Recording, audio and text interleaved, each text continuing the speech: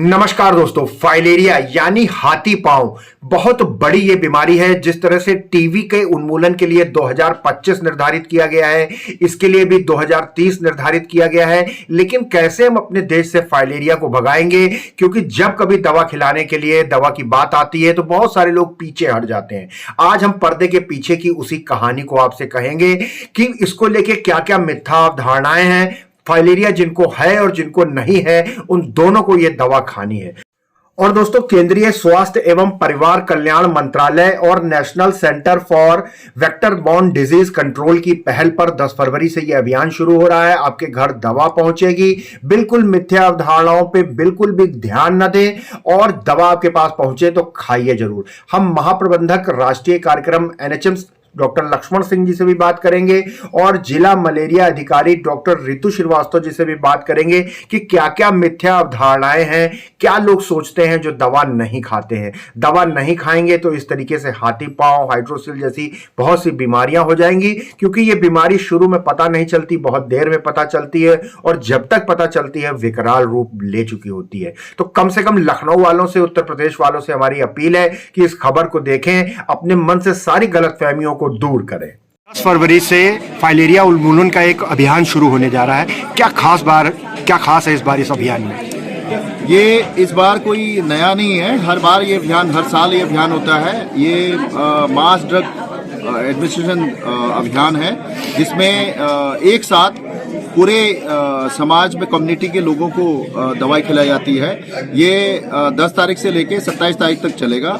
इस बार खास ये है कि इस बार जो राष्ट्रीय कृमि दिवस जो मनाया जाता है वो भी साथ में मनाया जा रहा है। तो इसी अभियान में हम 1 साल से 2 साल के जो बच्चों को एल्बेंडाजोल की आधी गोली भी अवश्य देंगे। इसके अलावा हम लोग जो इस अभियान में, एमडीए अभियान में जो है डीईसी की गोली, एल्बेंडाजोल की गोली और आइबरमेक्टिन की गोली, 3 तरह की गोलियां दे रहे हैं। और ये आशा और आंगनबाड़ी और सीएचओ, एएनएम के द्वारा टीम बनाई गई है गांव में। उस टीमों द्वारा प्रत्येक दिन कम से कम 25 घरों का भ्रमण उनको करना है अपने एरिया में, और लगभग 10 दिन में अपना सारा कार्य खत्म, फिनिश करना है, कंप्लीट करना है। इसके अलावा जो लोग भी अगर बच जाते हैं उस दिवस के दिन, तो उनको शाम को हर हालत में या फिर अगले दिन सुबह उसको जो है ट्रैक करके उसको भी दवा खिलानी है। मुख्य मुद्दा यही है कि अगर फाइलेरिया को हमें 2030 तक खत्म करना है तो इसमें हर व्यक्ति को, वो 2 साल से ले ऊपर हर व्यक्ति को हमें ये दवा खिलानी पड़ेगी और खाना पड़ेगा, जिस वजह से हम लोग इसको उन्मूलन कर पाएंगे। अदरवाइज अगर एक भी व्यक्ति छूटता है या कुछ व्यक्ति छूटते हैं तो वो जो माइक्रोफाइलेरिया हैं, जो इसके कीड़े हैं, उसको जीवित रखेंगे और वो आगे मच्छरों द्वारा दूसरे इंसान में फैल जाएगा, तो ये खत्म नहीं हो पाएगा। तो इसीलिए एक साथ ये दवाई खिलाई जाती है और एक साथ उस कम्युनिटी में, उस सोसाइटी में वो सारी जो उसके फाइलेरिया, माइक्रोफाइलेरिया, वो मर जाए। जी सर, इसको लेके एक बड़ा भ्रम, एक बड़ी मिथ्या है कि जिसको फाइलेरिया है ही नहीं वो दवा क्यों खाए। इसके लिए वही है कि cure is better than prevention is better than cure. बीमारी आने से पहले ही अगर हम उस बीमारी को रोक लेते हैं तो ये एक अच्छा मतलब कि वो होगा इंसान के लिए कि वो बीमारी उसको होगी नहीं अगर वो खाता है तो। और इसमें करना क्या है, साल में 1 बार खाना है और जो है 5 बार लगातार खाना है हर साल।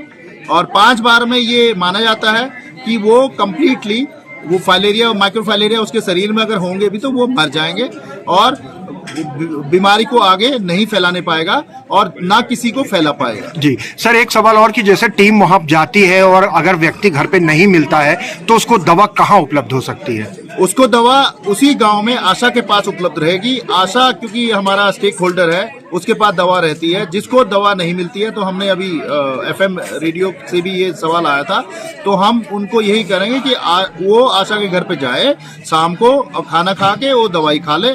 अगर नहीं मतलब कि उस दिन नहीं खा पाता तो अगले दिन अवश्य खा ले। लेकिन यह है कि अभियान के दौरान 10 से लेकर 27 तारीख तक अवश्य गोली अपने साथ साथ अपने परिवार को, अपने रिश्तेदारों को जरूर अवश्य खिलाएं। सर एक आखिरी सवाल ये कि जैसे टीवी के जो मरीज होते हैं इनका एक पोर्टल के ऊपर डाटा रखा जाता है, तो क्या फाइलेरिया के मरीजों का भी कोई डाटा है? इसके लिए भी एक डाटा हमारे पास है, LFMIS का डाटा है, पोर्टल है, उसमें हम फीड करते हैं और हमारे पास पूरी लिस्ट है लिम्फेडिमा की और हाइड्रोसील के, क्योंकि इसमें फाइलेरिया के कारण हाइड्रोसील भी अधिकतर लोगों को हो जाता है, तो लिम्फेडिमा के साथ साथ। तो क्योंकि ये दवाई अगर हम अर्ली में खाएं और बीमारी से होने से पहले खाएं तो हम इससे बचे रहेंगे और हमें बीमारी नहीं होने पाएगी। मैम जैसा हमने देखा कि यहाँ लखनऊ में बख्शी का तालाब में भी और कई जगह पर फाइलेरिया के रोगी हैं, तो 10 तारीख से अभियान शुरू होने वाला है, लखनऊ वालों से क्या अपील करें?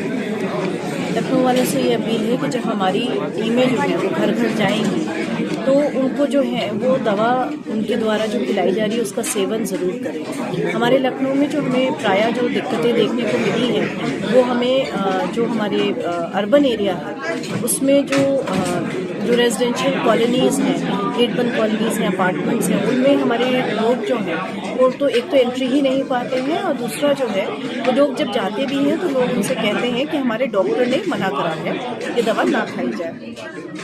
तो मैं सिर्फ आपके माध्यम से, आप मीडिया बंधुओं के माध्यम से 2 बातें कहना चाहूँगी। वो ये है कि एक तो हम लोगों ने बहुत प्रयास किया है इस बार गेटबंद कॉलोनियों में और अपार्टमेंट्स में उनके प्रेसिडेंट्स और सेक्रेटरी से मिल करके बहुत सेंसिटाइजेशन करा जा रहा है, तो बूथ वहाँ पे लगाए जाएंगे, तो उसमें आप स्वयं अपनी भागीदारी करके और दवा ज़रूर खाएं। दूसरा, अगर आप ये कहते हैं कि हमारे डॉक्टर ने मना किया है तो ये कार्यक्रम मुख्य चिकित्सा अधिकारी के अधीन उनके तत्वाधीन में चलता है।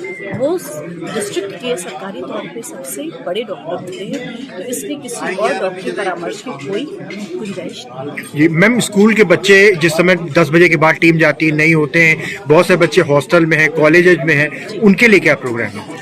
स्कूल्स और कॉलेजेस, हॉस्टल्स में भी हम लोग बूथ लगा रहे हैं। जो बच्चे वहाँ खाना चाहें तो वहाँ खा सकते हैं, अन्यथा उनके फिंगर मार्किंग का अपनी कॉन्सेप्ट है, तो जो नहीं खाएंगे उनके पास जब वो दोबारा से टीम जाएगी घर से घर तो उनको दोबारा खिलाएगी।